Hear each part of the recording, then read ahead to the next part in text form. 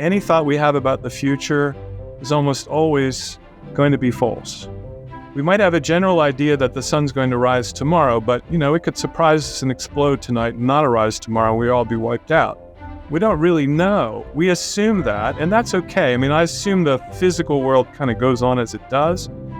All my thoughts about what every other creature is going to do in the future can't possibly be true. You can kind of predict what some people will do because they don't want to change. Beyond that, though, in general, I say you can't possibly know what's going to happen in the next 3 seconds. And you can't experience it.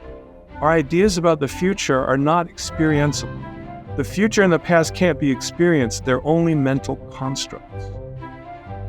Hi, everybody. Welcome to the Ask Julie Ryan Show. It's where we blend spirituality and practicality to help you live a life of purpose and joy. We have Jon Labman with us on the show today. Jon's a transpersonal therapy and liberation counselor who survived child abuse, religious cults, and multiple traumas in his early life. He now works with people to alleviate their suffering and realize how to live the life of their dreams. Please remember to subscribe, leave a comment, and share this episode with your family and friends. Now let's go talk with Jon. Jon, welcome to the show. I'm so delighted to have you join us today. And Julie, I'm so delighted to be here, and I want to thank you for that and prompt your audience to please give you 5-star reviews and like you, because you're doing so much for the world and giving so many people an education they don't get in school where they should have gotten it. So I want to thank you for that and say to the audience, please like this lady and give her lots of thumbs up and give her lots of love. Okay, can I hire you as my PR agent? No, I'm too busy, but thank you. Oh, goodness. You call yourself an energy healer and liberation guide. What's that mean? Well, so I even formulated a different term since I sent that to you. I call myself a liberation therapist. Oh. And what that means is that I think that the spiritual world doesn't have enough of the human skills in it, and neither does the psychological world. That often, when I was studying energy medicine in the 1990s with a student of Barbara Brennan's, Barbara Brennan wrote Hands of Light, I just was told over and over again, you all want to go up and out of your chakras, right? You want to go up and out of your body. We need to be down and in the body.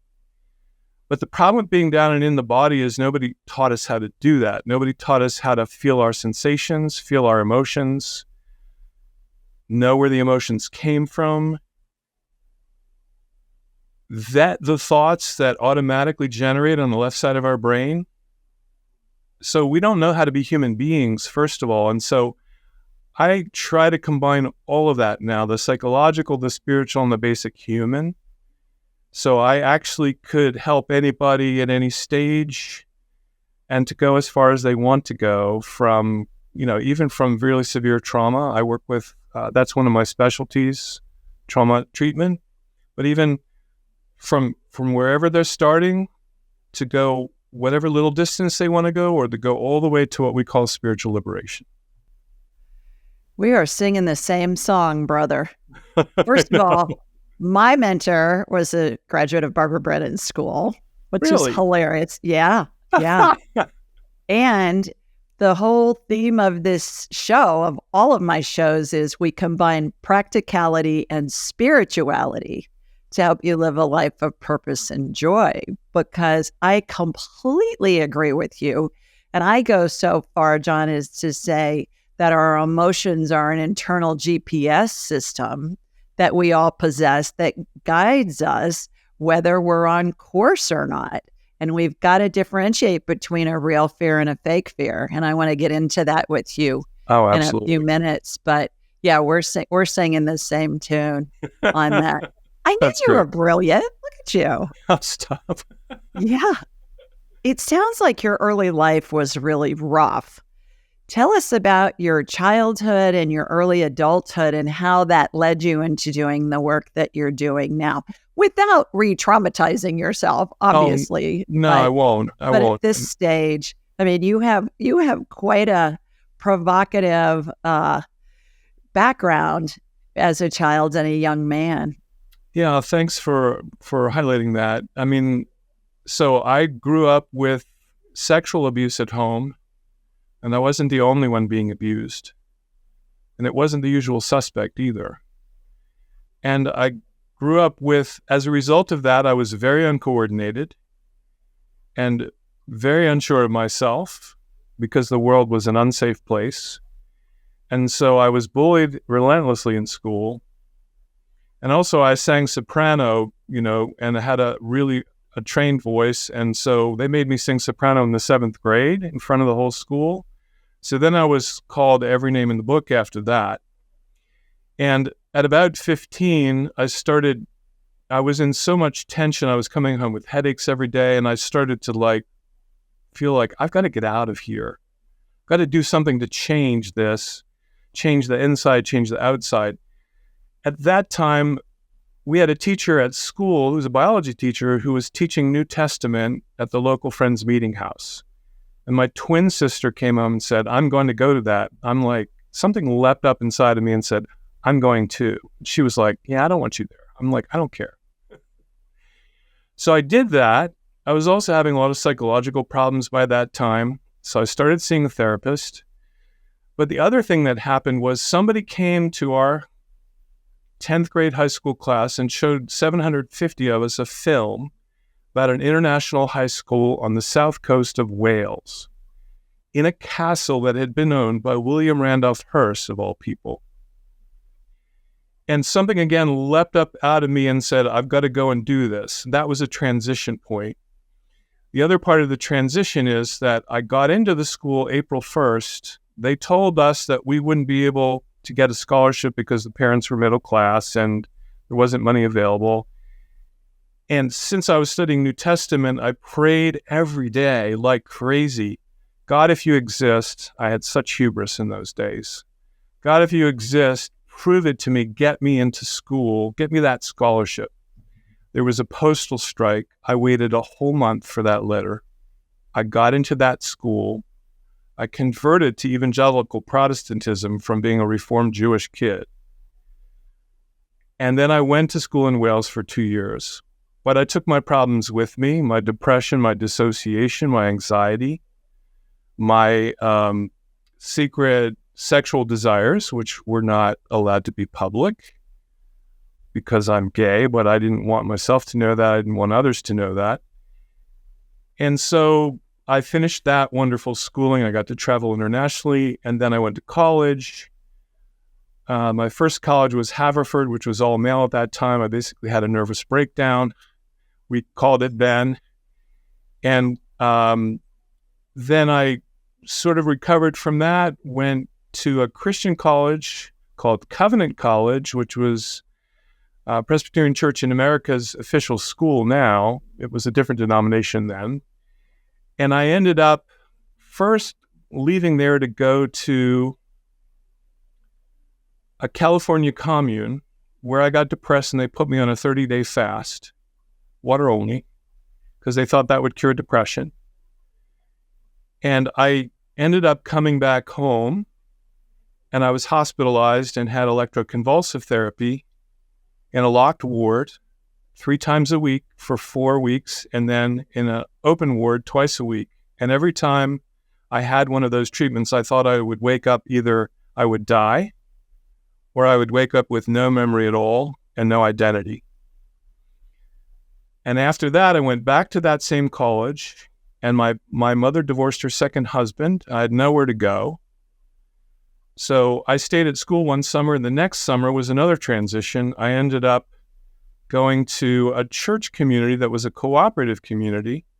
The church was a denomination of the same college, or it was the same denomination, so I felt safe. And the woman who really ran the church love-bombed me so well that I stayed the summer there, joined the church, and as soon as I joined it, there was a schism in the church. The elder that I stayed with that summer was excommunicated with his whole family. And the church, I came back to live there after school was over, but it devolved into a brainwashing cult.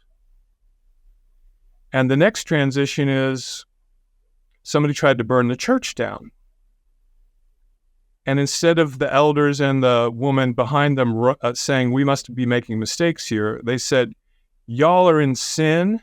You're all being suspended from communion. You're hiding secret sin. If you don't confess it by the time you've helped us rebuild the church and funded the rebuilding, you're doubly damned to hell. And by the way, if you leave and you go out into the world, you're going to hell because you're breaking your vows. We made lifetime vows. And after I confessed to them that I thought I was gay around my birthday that year, I was 29? I think 29. They said, nah, that couldn't be it because you've never acted on those impulses. And of course, they didn't know what they were talking about. But at that point, I was, as the audience might understand, in a double bind. They gave me two choices. I was doubly damned if I went back to church. I was damned if I left. And by the way, if I was gay and I left and I acted out on that, I would get AIDS and die and go to hell. Lovely, wasn't it? Right?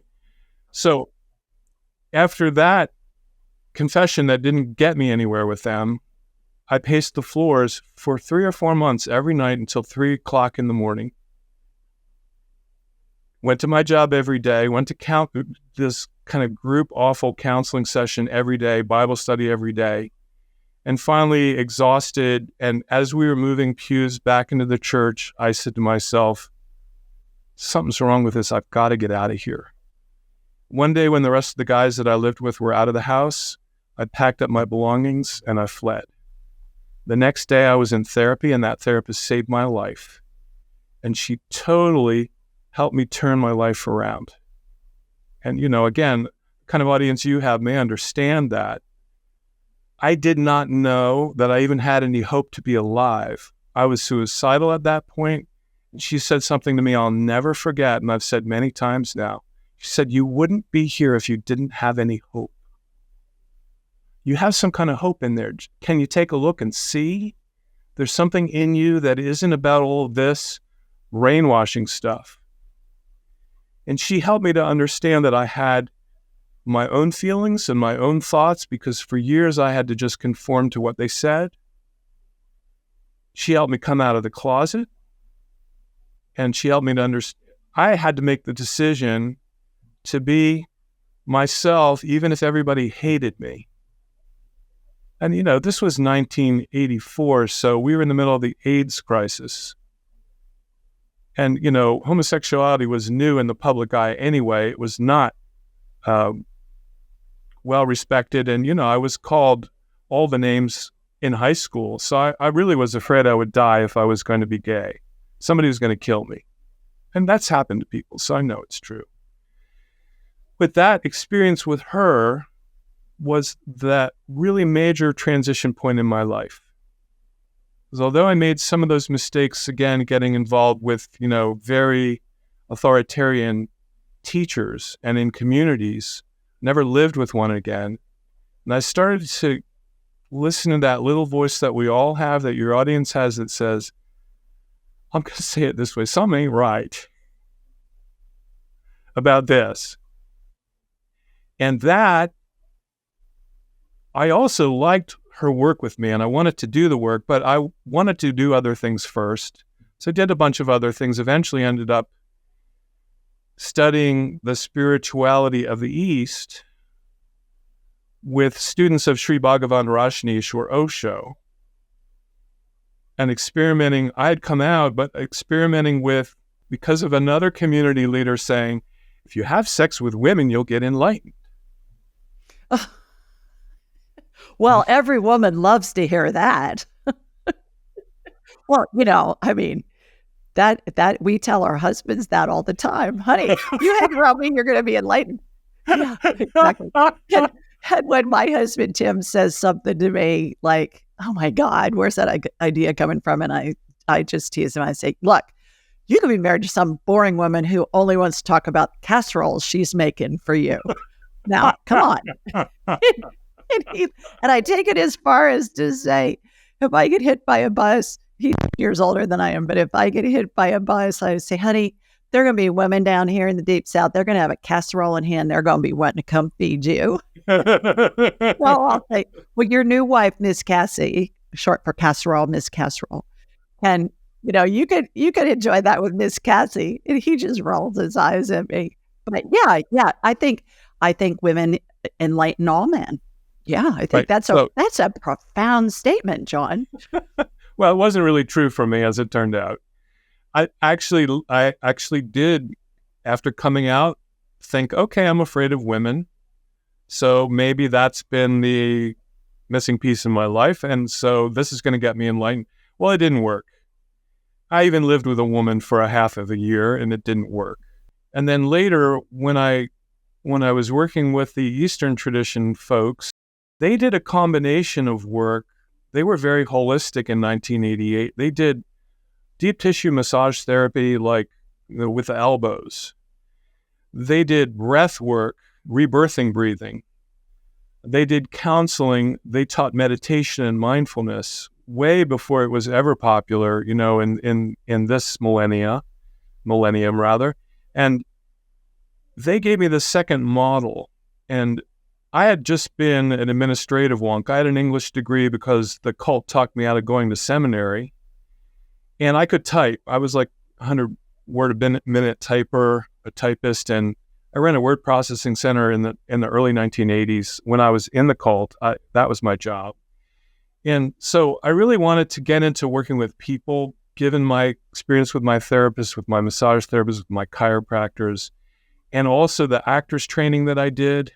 Because I did a lot of actors training in New York because I had that trained voice, and my Broadway coaches said, you can go sing on Broadway, but you got to be the triple threat and you got to go to method acting. But that taught me a lot about being a human being that nobody ever taught me. Huh. How so? Well, because nobody ever said you have an opinion about everything and you have a feeling about everything. And by the way, you can make up a story and have a real feeling in your body.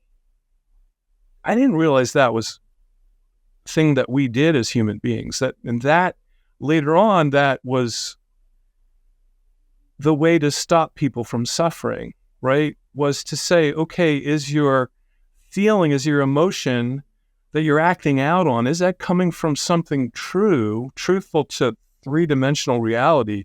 Or is that coming from some screwy idea in your head? Well, I use the example a lot of people when I'm working on energy healing with a client or somebody that's called into my show. I always say, I want you to picture this because the body's going to follow what the brain tells it, meaning your thoughts. Yep. And I use the example of, have you ever watched a movie that you knew was pretend, but you found yourself getting weepy or even crying during the movie, even though your brain knows it's not real, but your body's following what your brain's telling it and what your brain's showing it. And I think that's what you're saying as well. That's right. And so even the acting training was helpful, but then I really wanted to learn to live in the moment, which is why I started working with these Eastern people, because before that, living in the moment just meant being really alive when you were on stage doing a scene.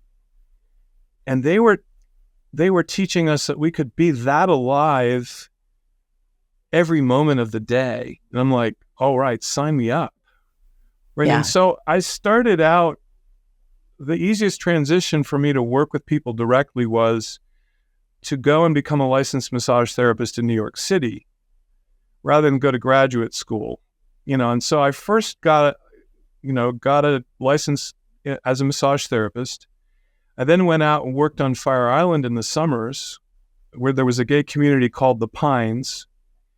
And I started working with people who had HIV and AIDS, including people with Kaposi sarcoma and all that stuff. Oh, wow. And so after that, I took energy healing training. I also took a couple of graduate courses at NYU to become a counselor, but it was rehabilitation counseling. It was a little too limited. When I met my partner and he moved to New York City and he wanted to become a massage therapist, At the same time, we both started that energy healing training, and we took 3-year certification in that. And that was thrilling. But I felt like I would be, and this was the model of the teacher. The teachers wanted our reverence. And they wanted, in a sense, our dependence. So I found people a little bit too narcissistic again, because that was the original abuser's presentation. And all along, I was going to kind of people who reminded me of the abuser, because I didn't remember the abuse until I was 52. Oh, my. But in the meantime, after this schooling in energy healing, I thought, everything I see in energy healing is all based in emotional and psychological problems. So why don't I go get a degree in counseling and finally do all the work that I think I should be doing with relationships as well as careers, and using my intuition very well developed, but not to empower myself, but rather to empower them. Because the model that I was given of energy healing was the healer is a big deal and you're not, right? And that was generally what I was taught. It's spirit works through us to help the person heal themselves. I know, but the teacher that I worked with used to sit at weddings and bend spoons and forks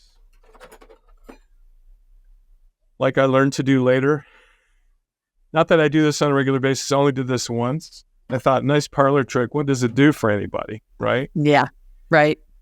But that convinced me to go to school and get the counseling degree, because, my massage clients were always talking my ear off for a whole hour and a half anyway. And my partner and a friend of mine said, you're getting older. I was already in my mid-40s. Why don't you sit down and listen to them talk? So that took me into the career as a counseling psychologist. After that degree, though, I went right to yoga teacher training and took a 500-hour cert, because I was so into the meditation by that time in yoga.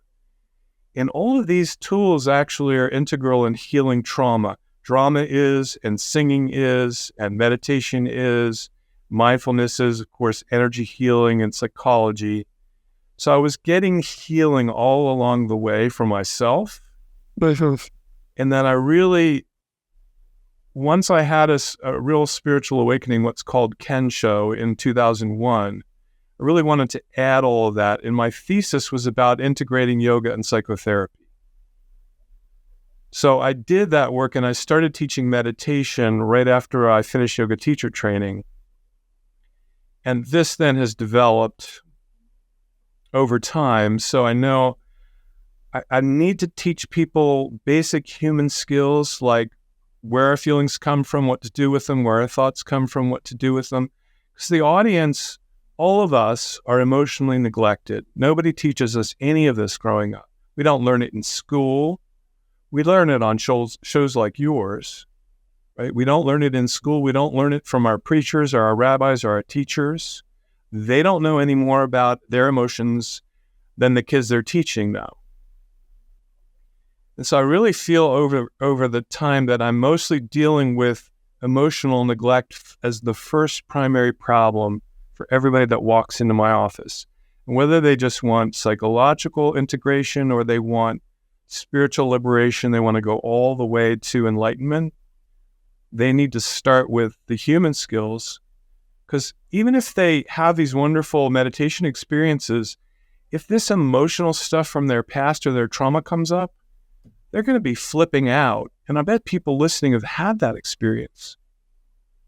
Like where they're on the table getting a healing and some of this trauma comes up and you're like, whoa, I'm sure you've worked with people like that. Whoa, what's happening here? What are you remembering? What are they supposed to do with that? And then the people now that are using psychedelics and they come out of a trip and they've like totally unearthed some big trauma in their life. Working with a guy like that now, I was in central Pennsylvania. I'm like, do they need the basic human skills in order to deal with their spirituality and just to be kind of successful human beings? So that's the work I love to do now. I agree. And it's been my experience too, Jon, that the there's always an emotional component behind any kind of medical condition. And we can fix body parts all day long, but if you got a leak in your energy-filled membrane because of some emotional event, what's the point? Where, it's not going to heal. I want to get in more about thoughts, but first I want to go back to the cult thing. I'm fascinated by the cult. First of all, talk about the people that are running the cults, and are there lots of cults in our modern day world that we don't know are cults? That's my first question. My second question is, what kind of person is it? Normally somebody who has been abused or suffered some kind of trauma that gets sucked into the cult, and is that who the cult leaders prey on? Are people who are abused or have had traumatic situations, and I would think most of the time in their early lives? Say more about both of those parts of the cult equation. The simple question for both, the simple answer is yes. People are preyed on as children because they're not well protected by their parents, and the perpetrators have a sense about that. There was a local police officer who I know of arbitrarily because of some clients who preyed on some of my clients. Because the parents were not supervising, the kids were out until 11 o'clock at night, and the cop would see them, right? So people in authority can see people who are not protected, who are weak, who are confused, who are traumatized. Maybe they don't know the history, but they know there's something about that person. A lot of us end up in spiritual life because we know there's really serious fundamental problem with humanity and being human. And if we've had trauma, that's in the equation, whether we know it or not. And I really didn't know my trauma. I knew some of it, but I didn't know all of it until I was like 52. The leader of the cult was really a woman whose father was certifiably crazy. Because we met him a couple of times. He would just talk out loud and all this religious gibberish. And I think that often cult leaders are narcissistically traumatized themselves, become narcissists, somehow believe in their superiority as a narcissistic defense, and then want to be worshipped because they think if they're worshipped, they'll be special. And because so many trauma victims or survivors are traumatized by narcissists, the current buzzword in psychology these days, narcissism, right? Right. That we are attracted to narcissists because we hope to be worshipped ourselves one day. We hope that's going to be the reward that we get for having been traumatized, going through all this. And now we're going to kowtow to somebody and win their approval and praise. And once we win their approval and praise, we will now be on the pedestal. I think that's the dynamics of it. Is there an element of familiarity as well, that they're saying, okay, this feels really familiar. It doesn't necessarily feel good, but it feels familiar. And it's like that narcissist is a magnet to the person who perhaps grew up with a narcissist or was married to a narcissist or whatever. And then they just rinse and repeat with a new narcissist. Is that a factor? Yeah. So Freud had a great term, repetition compulsion. And he taught that we would repeat our traumas until we remembered them. And what I say to people is, you are attracted to the familiar discontent or discomfort that you've had. Something about the partner reminds you of your mother. Something about the cult leader reminds you of your father or your mother, right? So, and when you fall in love with somebody who's abusive, there's that shiny kind of facade, but there's also the shadow to them that's so much like the shadow, the dark side of whoever abused you. It's so enticing, and we want to fix that original relationship. We think it was our fault that they abused us, so we want to fix that. So we keep going into relationships, whether it's in a cult or otherwise, where we think we might be able to fix that and also win. We might be able to be the leader someday. Now, the question about whether there are current cults, absolutely. There are Christian current cults. There are Hindu and Buddhist current cults. I've worked with some people who fled some of those. And your audience, again, maybe some of those. There's a very well-known Advaita Vedanta cult leader who's been exposed as having sex with followers and taking their money.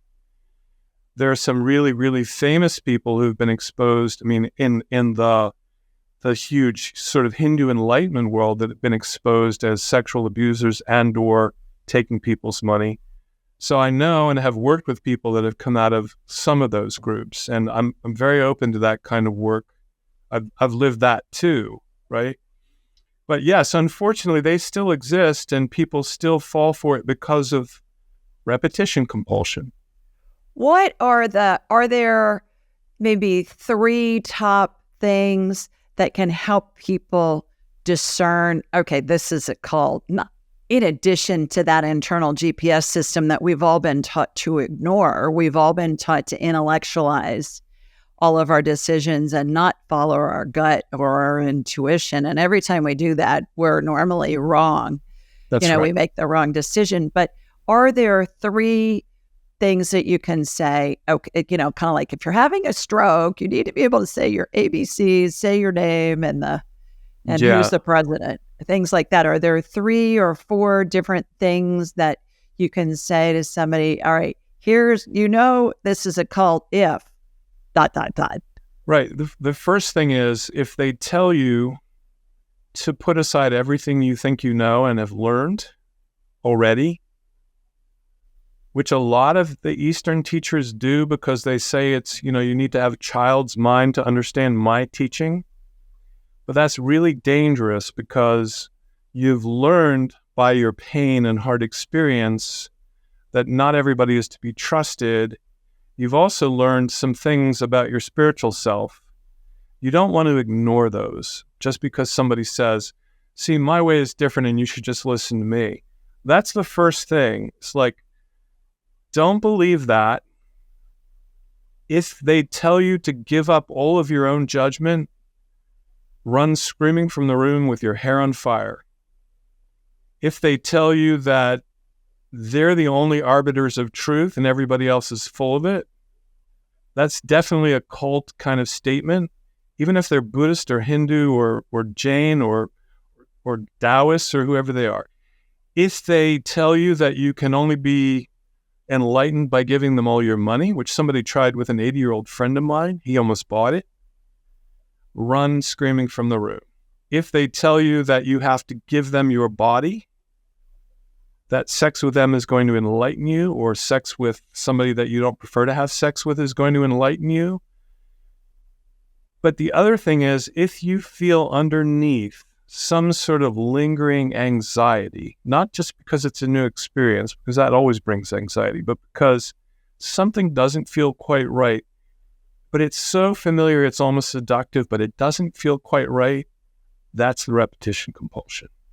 So that kind of uneasy feeling, and cults typically will try to pull you away from your family, your friends, your loved ones, your colleagues, and tell you, don't associate with these people. They're not like us. We're it and they're not. That's another big danger signal. They start doing that, run screaming from the room. But I love the expression because it's like really intense. Get out of there. You're not safe. Yeah. Well, that's classic narcissistic behavior too. That's right. Don't have any contact with your family, isolate the victim, isolate the person who's, and I'm not even a psychologist and I know that. So there's that. Interesting. Okay. Well, and then we think, how can somebody who's obviously as intelligent as you fall for that? But then when we hear what your childhood and your early adult life was like, you're the perfect prey. You were the perfect prey. Right. I was injured from the time, I think the sexual abuse probably began at around 3 years old. Oh my.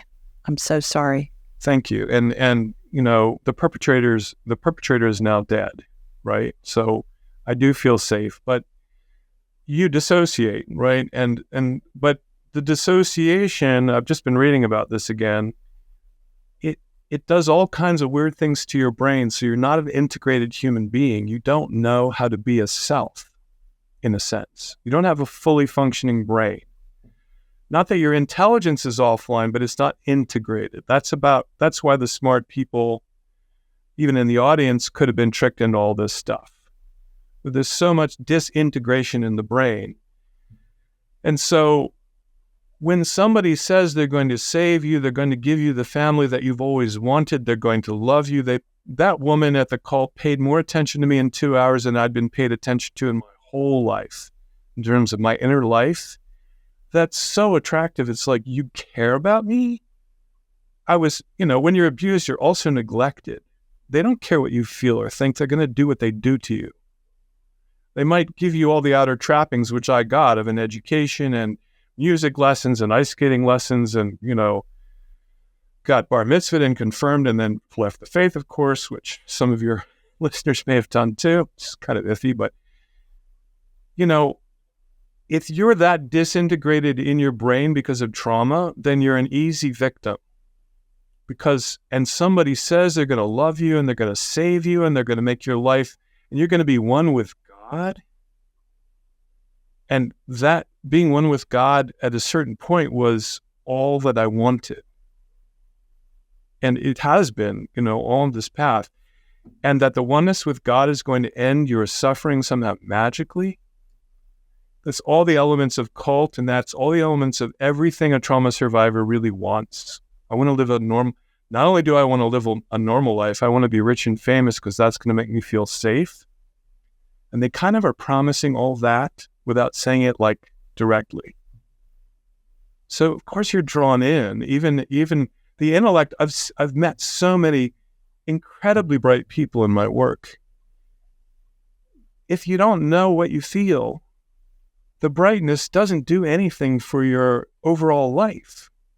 It might give you a career, but it doesn't give you happiness. Right. What about people who live a life of addiction, whether that be alcohol or drugs or whatever? What are the statistics on that, of people who've been abused or have been raised by narcissists and all of that? There's got to be a high percentage, and that's how they choose to medicate instead of perhaps joining a cult. Yes. They zone out. So I worked in private practice until the great financial crisis, and then my practice kind of got decimated by that and by my own trauma coming out at the time. So I went to work in an outpatient rehab facility where I could get supervision hours for my license. And I met a lot of people who were being traumatized and who were addicted. And at about that time, I met Bessel van der Kolk, the international trauma treatment specialist who wrote The Body Keeps the Score. And my agency, when I graduated from supervision hours and got my license, my agency put me in charge of creating a trauma treatment project. But in that time, and that learning with the trauma treatment project, we studied with Bessel van der Kolk and his colleagues for 30 weeks, 3 hours a week. And I later studied with Bruce Perry, who wrote a book with Oprah Winfrey called What Happened to You. It's on the New York Times bestseller list. And I learned that most addicts, whether it's a process addiction like gambling or sexual acting out or shopping, or whether it's a substance addiction like alcohol or drugs of any kind, almost 50% of men were probably traumatized. 75% of IV drug using women were sexually abused. Wow. I knew the statistics would be high. And we learned from van der Kolk that there was a study called the Adverse Childhood Experiences Study by a guy named Dr. Vincent Felitti and Kaiser Permanente Insurance, and it was done among all white middle-class people, like many in your audience probably are. And there was so much trauma in that group, and that trauma translated into addiction, and it translated also into ill health. People would get really sick because their immune system wasn't functioning well because of too much cortisol damaging various centers of the brain. So, yeah, addiction is so often the result of trauma. And, again, the audience listening to a program like yours is going to have some of that background and know, hurt people get hurt and hurt themselves and hurt other people. We hurt ourselves because the pain is too much and we don't know what to do with it. So we numb it with either a process or a substance addiction. And for me, mine was CULTS. Is it multi-generational, Jon, as well? Because I know addictions run in multi-generations. My family alone, I chose cookies instead of bourbon. I'm a recovering sugar addict. Seriously. I've been sugar sober for 5.5 years. Good for you. And I treated it like it was a cocaine addiction. I've never used cocaine, but it felt like that I couldn't control it. And I have lots of alcoholics in my family. And when I thought about it, I thought, well, what the heck? Alcohol is a sugar IV. That's right. So it's the same thing. I just chose cookies instead of booze. Yeah, food addiction is another, of course, problem for a lot of people, but it's so difficult to treat because you have to eat. Okay, but yes, sugar is another addiction, and yes, it is multi-generational. The person who abused me was abused by the parent. Right. And that parent was probably abused as well. And it goes back generations. And at some point, people who are drawn to a program like this are probably at the point where they're stopping that generational trauma. Right. Right. Do you believe that by you healing your own life, that you can go back and you can heal multi-generations going back in your ancestors and also going forward? There are lots of schools of thought of that. I don't have intellectual evidence of that, but I've worked recently in a school called Metatronic-life.com with the Archangel Metatron. And in that, they have particular clearings of the lineage. But in a lot of the enlightenment liberation traditions, that they say that if you get liberated, you liberate the lineage.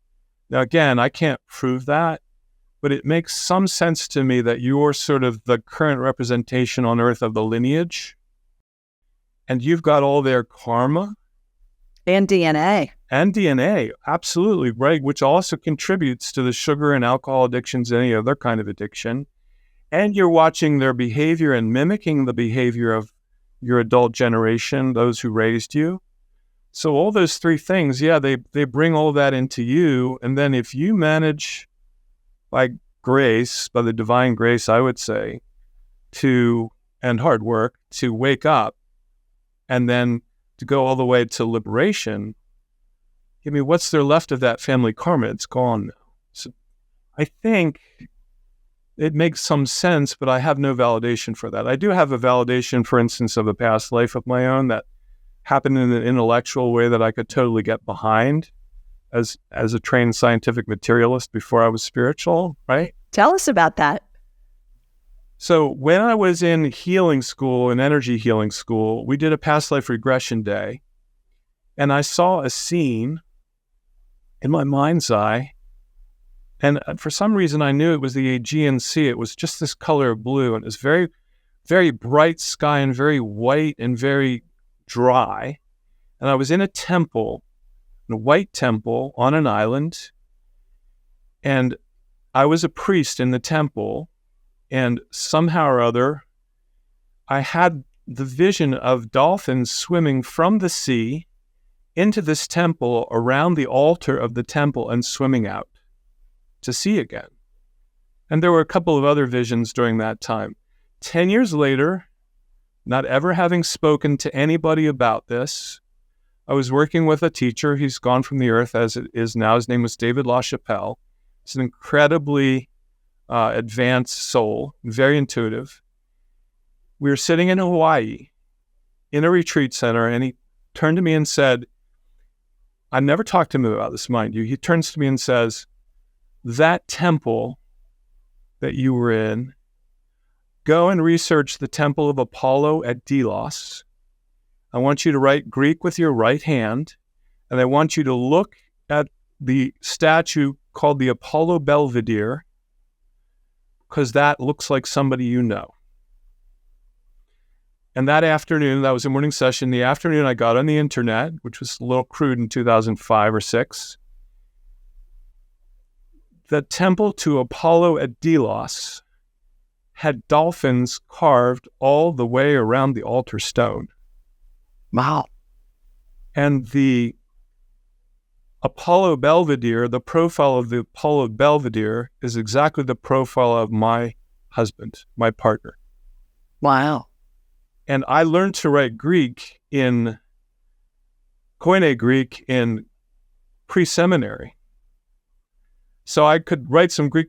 My right hand was very imbalanced left and right. So he just wanted me to do that as a sort of healing exercise. But I mean, I've never been able to deny the just pure fantasticness of that proof. Just like I showed you the bent spoons, I did that workshop, and a guy named Eugene Ong taught all of us, 50 of us in the room, to meld with those forks and spoons, to meld our energy with the molecules and the energy of that object, and to move that object with our hands, not with our minds, but to move that object in a way you could never do. You'd break it in half. Right? So I know some of these things are possible, but because of the Yoga Sutras of Patanjali, I remembered and I was taught, go for the enlightenment first. And if you ever do any of that stuff, I mean, I showed it to you because it's just kind of fun, right? It doesn't make me special. Everybody else in the room did it. But don't get lost in making that stuff special or making yourself special because you can do that. That's a distraction. Go for your liberation. Go for your service to the divine. It's not something you want to talk about even. Most of the people that can do that stuff don't even ever let anybody know. But that verification of that past life was so important for me because I'm like such a skeptic now after all these cults, and look, your audience, you got a skeptical voice, use it. Yeah, that's a good thing. Right. If you doubt that somebody's telling you the truth, go and research it. And if anybody teaches you that you're going to need them for the rest of your life, it's another reason to run screaming from the room. You have the divine right here in your heart. You have a sense of truthfulness in your body. Your body will tell you if you're deceiving yourself by getting nervous. That's what people can rely on. They don't need anybody in authority over them to know what's true. Might need a little help figuring out their emotional lives and how to get to liberation. But I or anybody in my position should become obsolete if we're telling the truth. You don't need us. After you've learned the basics, you don't need us. You don't want to rely on us. And any reliance on anybody else is not liberation. It's slavery. So feed somebody fish or teach them how to fish. Yeah, better teach them how to fish. That's right. Teach them how to fish. I agree. When we were talking about healing the ancestral line, I get what I call divine downloads into my head, and it's spirit talking to me. And I heard that the healing comes through the DNA. That's when I said the DNA, that's because I was getting a divine download on that. And I believe that that's feasible to heal those past traumas through the DNA because we share it. We're the ones that are current with the DNA percolating through our bodies, whereas those ancestors are in spirit form. But it makes sense, too, if we can heal the DNA of our ancestors, we can heal the DNA of our children and grandchildren and future generations because it's all in the DNA, right? They're all going to have the same DNA. And we know that certain things environmentally turn on certain aspects of the gene. We call it now epigenetics. I'm such a novice about all that. I'm not a neuroscientist, but that will affect the gene expression. So that makes very good sense to me. Now, unfortunately, I don't have my own children to pass it on to, but I can pass it on by iteration to my students and clients, Let's change directions for a minute. most of us believe every thought that comes into our heads. Where do thoughts originate, and are all of them true? So thoughts originate by hearing other people speak or reading, and the thoughts originate automatically in our minds. There's no John in there cranking them out or Julie in there cranking them out. They originate in Broca and Wernicke's area in the left side of the cerebral cortex, and they're automatic. 90 to 99% of the thoughts that are generated in your mind are false. That's a big statement. Even your cognitive behavioral therapist will say 90 to 95%. Now, why are they false? Well, first of all thought is only a representation of reality. The reality is felt in the senses. So I call thought now non-sense. It's not sense. I love that. I love that. It's based in, a reflection of the sensory experience, but it's not actually the sensory experience. So if I tell you this water tastes sweet, you kind of get what I'm saying, but you don't have any experience of it. It's a reflection, right? So thought by itself, from the very beginning, thought is only representation. It's secondary truth. But a lot of thought that generates is false. And false thought, whether you're speaking it out loud to a lie detector machine or you're speaking it internally just to yourself or to your awareness, generates an adrenal response or a grief response. And so false thought produces sad, mad, scared. And if you act out of sad, mad, scared, out of that false thought, even though it creates a real emotion that you really feel in your body, you create destruction and chaos and more trouble in your life. If you act based on an emotion, which Bessel van der Kolk calls energy in motion, from a real occurrence in three-dimensional reality that you can verify is true, that emotion is good for insight or for action or both. But you really have to learn the difference. And so right away when I'm working with people, these are the two basic human skills nobody teaches us. Is the thought true? No, not necessarily. Is the teacher's statement true? Not necessarily. They want us to think that it's true. Yeah. Well, and I take it a step further, and I always say we can't get guidance from spirit when we're in fear. Because That's right. Spirit doesn't communicate on the I feel crappy channels because the vibration's too low. That's great. And that's actually true. And we have to be discerning about fear. I've noticed and been teaching people that anything new, any new person, place, thing, situation, activity, even if you like it, even if you're dying to do it, like, I want to parachute out of a plane, not me, but some people do. Anything new at all is going to create some level of adrenaline. So you want to be careful about that. But intuition, like when I saw the office that I'm in now, which I love, I got out of the car. I wasn't expecting to come here. I had made a snap decision to come. And I stood in the parking lot and said, this is it. Or that thing went off and it was totally calm. I looked at a couple of other places, but it was absolutely it. I've been here for 4.5 years.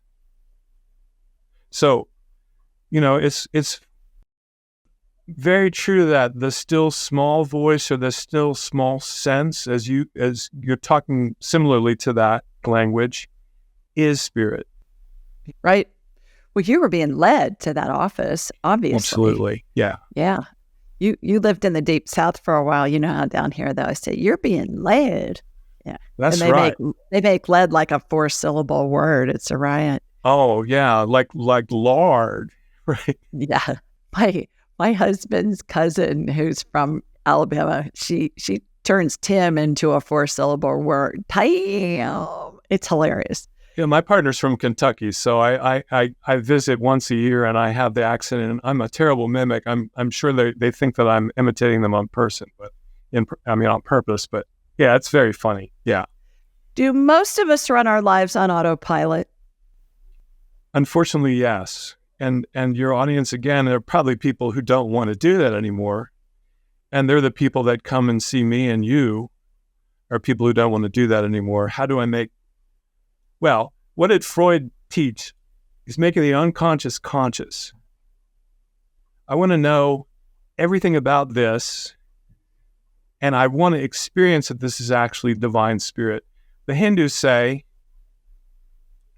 I'll use Sanskrit, I don't know the language, but I know these three words, Ayam, Atman, Brahman, which is blasphemy in any Christian, Jewish, or Muslim tradition. It is, this individual consciousness is God itself in the body. And Jesus said, the Father and I are one essence. Pharisees picked up stones to stone him. And he basically turns to them and says, y'all are idiots because God says you're all sons of God. In other words, I'm telling you what you are by telling you what I am. And you're trying to stone me to death for blasphemy. But Hindus just say it directly. You're God in the chair. And you can know that. You can know experientially in your body the experience of timelessness or eternity, the experience of infinity. When the verbal boundaries come off, you can have an experience of infinity, sure as I'm having an experience of sitting talking to you. And that's just beyond the beyond. It's so amazing. I agree. What is consciousness? What is consciousness? Where did it originate? And when you say we're all consciousness, explain what that means. I always say we're a fractal of the divine.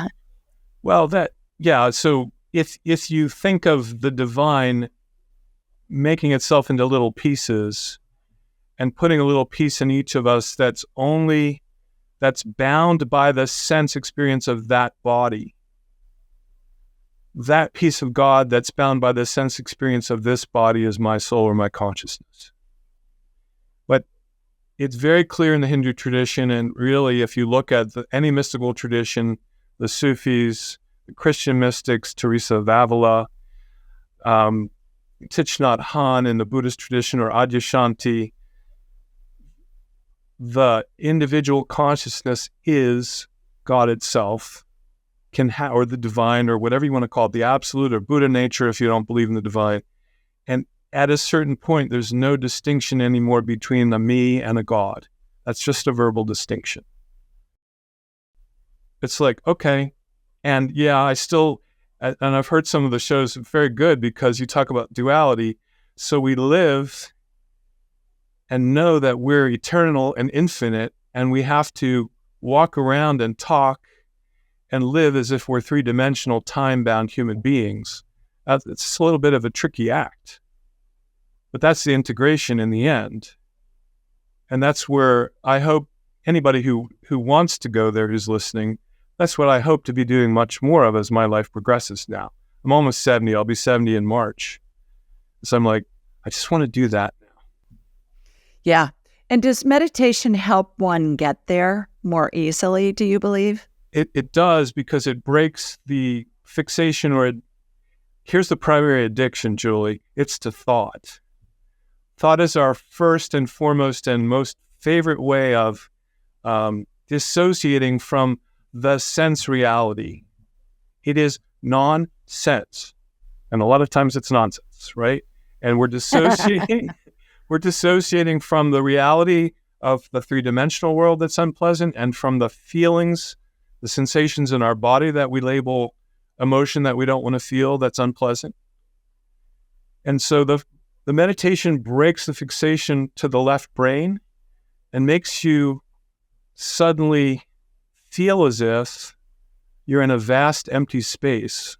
That's what awareness feels like initially. But then, of course, that's a concept. Now I'm awareness, and awareness is aware of everything arising, all sensual experience arising and all thought arising. The Buddhists say that thought is the sixth sense. I call it the eighth sense because I add proprioception and the vestibular to our five senses. But the primary problem is that this is mostly untrue and unreal and nonsense. So when you meditate, you learn to pull your attention away from that. And now you're in touch with all this other awareness through the senses. And that's also where you begin to feel in your body the felt experience of timelessness and of spacelessness, if you will, or no distance. And so, meditation is critical. And mindfulness, and by the way, meditation can be done riding a bike, playing golf, fishing, hunting, sewing, cooking, washing dishes. And that meditation is sometimes called mindfulness practice. But I'm involved in the senses and I'm not listening to the nonsense up here. I'm not worried about the future because all my thoughts about the future are lies. I'm not worried about what other people are thinking because I can't possibly know what they're thinking, doing, or saying. And most everything that I've been taught about myself is also a lie. So the meditation just separates us from all that thought, gives us finally a little bit of space to say, is that thought really true? Because 90 to 99% of the time, that thought is somewhere or another false. Okay. All thoughts in the future are lies. Never heard it put that way, but how profound is that, Jon? Say more for a minute along that. And then, is there a difference between meditation and prayer? Or is prayer a form of meditation? Interesting. Yeah, so we are not the whole of the divine, so we do not have the capacity to know every potential outcome of every moment, which takes quadrillion factors to produce. So any thought we have about the future is almost always going to be false. We might have a general idea that the sun's going to rise tomorrow, but it could surprise us and explode tonight and not arise tomorrow, and we'll all be wiped out. We don't really know. We assume that, and that's okay. I mean, I assume the physical world kind of goes on as it does. All my thoughts about what every other creature is going to do in the future can't possibly be true. I can't know. I can't. Now, I make an exception if people are relating to relatives that they know that the relative has not been any kind of change process, not spiritual, not psychological. The person is bound in their ego. They're probably repeating their behavior. And in the future, they may do the same thing they did today. So there's a little bit of a wiggle room there. You can kind of predict what some people will do because they don't want to change. Beyond that, though, in general, I say you can't possibly know what's going to happen in the next 3 seconds. And you can't experience it. Our ideas about the future are not experienceable. The future and the past can't be experienced. They're only mental constructs. That's profound. Goodness. Okay. And meditation and prayer. Is prayer a form of meditation? Are they one and the same? No, they're not. Prayer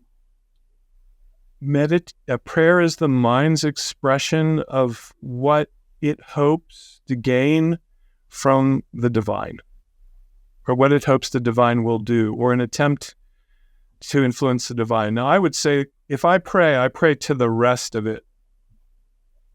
I think of it in those terms now because I'm part of it. I'm praying to the rest of it because in this body I can't experience the whole of the divine, but I am the divine. So prayer to me is the mind expressing to the rest of it or to the divine what it's hoping for or wanting. Meditation is coming away from the mind to the senses and just experiencing sensory experience, and also the numinous quality, the light-filled quality, the vibration-filled quality of the sensate world. It's full of vibration. You know that as a healer. That help? Yeah. Or is that answer? Yeah, prayer to me is it's kind of like in football, you got the offense and the defense. Prayer is like the offense. You're asking for something, you're wanting something, you're putting it out there, and meditation is receiving. Yes. So that's well said. Yeah. Yeah. That's my take on it. Okay. Couple more questions as we're winding down here. Sure. How does your method of combining psychology and spirituality and the trauma counseling differ from a regular psychotherapist? The regular psychotherapist may not teach the skills of thought and feeling. The regular psychotherapist also is only trying to work with the ego structure and make it function better. And the fact is, the ego structure itself makes us suffer. So defending an I that doesn't really exist, because I is a thought construct, it's a set of thoughts that produce a set of feelings. And so because I isn't really truthful, it's not a real thing, just maintaining it causes conflict and anxiety and that truth sense to go weird in us if we go deeply in and look. And so even when I was functioning well as an ego, I never felt complete. And part of that was that my trauma hadn't been revealed to me yet. But part of it is that the ego itself is a falsehood. It's made up mostly of thoughts, and most thoughts are false. So I don't think psychology goes far enough to solve suffering. And as I was saying before, I don't think spirituality makes the human condition obvious and simple enough. I think they ignore the fact that we don't know how to deal with thoughts and feelings. So I've been starting to feel like what I do is, I know many people do similar integrative work, but the integration of spiritual and psychological is kind of unique in the world. People don't generally do both, but I don't find the psychological answers to solve the problem of the ego and the fact that the ego itself is a falsehood.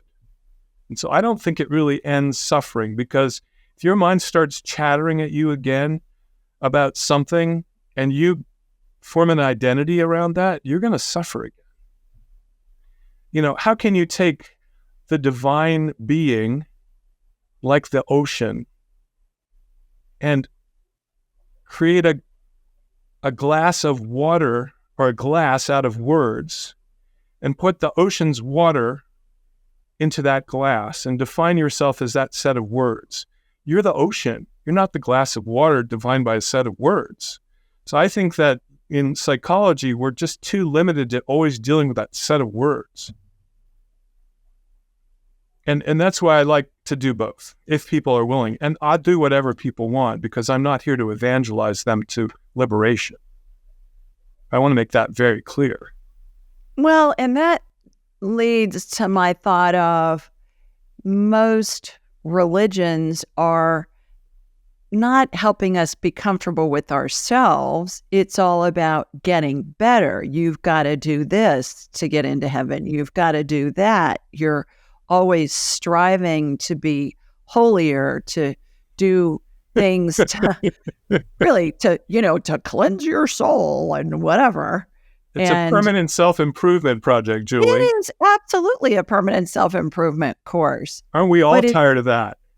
But it never gives us the opportunity that I'm hearing you talk about during this conversation about feeling whole as a human, which is divinity itself, and also having the human experience. But when we do that, then we can stay in our body and sense things versus thinking, okay, I've got to do this in order to get holier, in order to whatever, go to heaven. Or I laugh. I always tell people, I have escorted so many people to heaven when they're dying.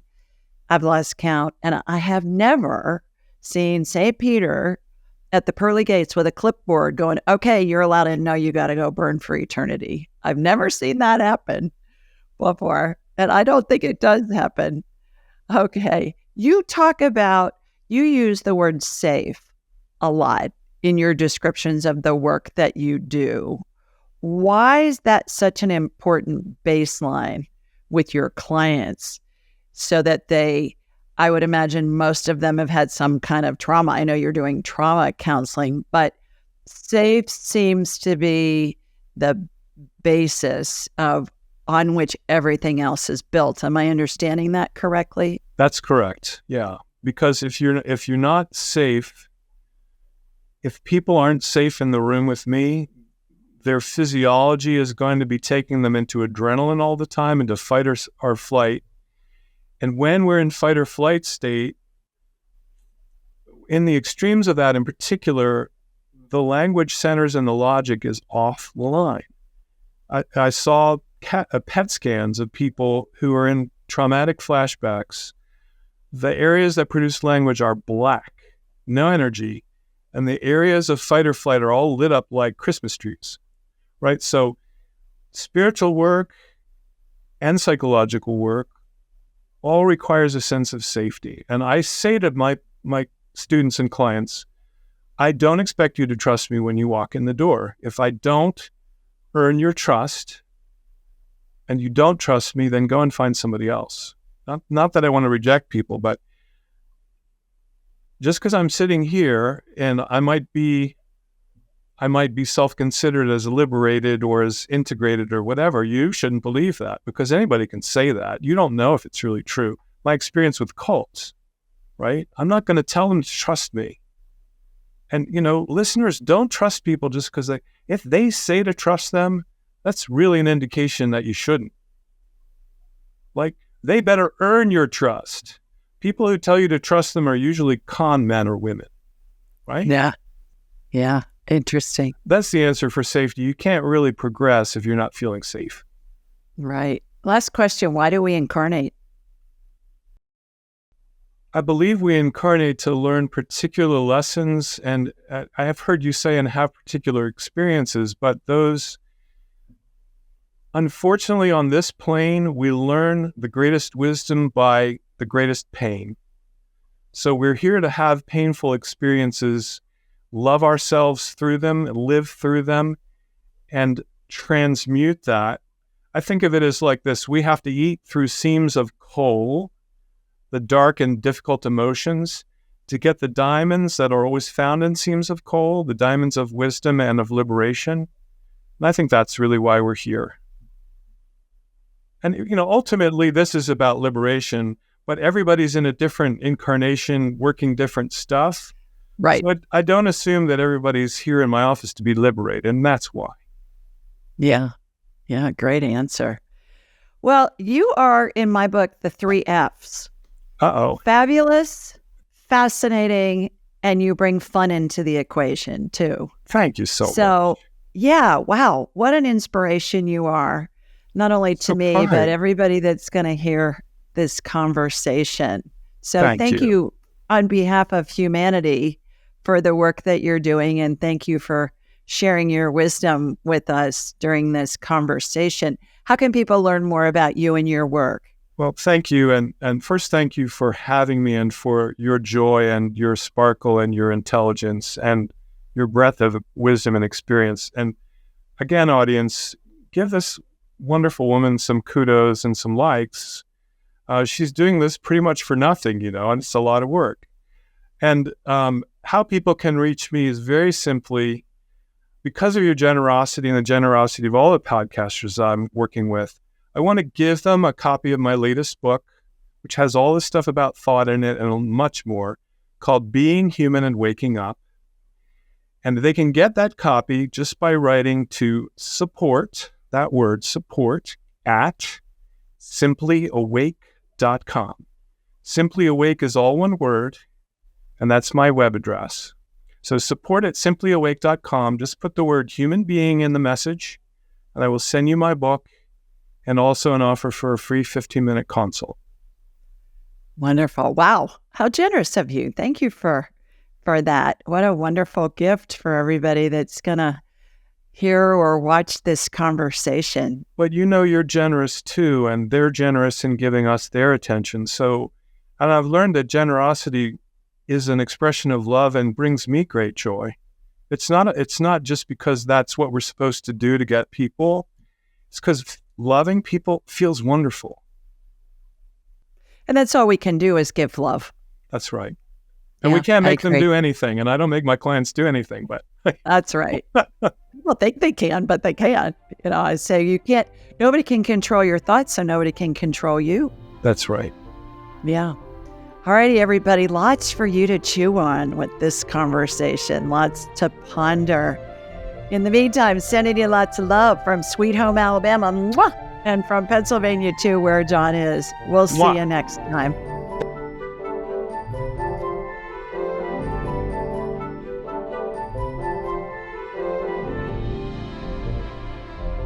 To enhance your spiritual journey, click on one of the videos below and remember to subscribe, leave a comment, and share with your family and friends.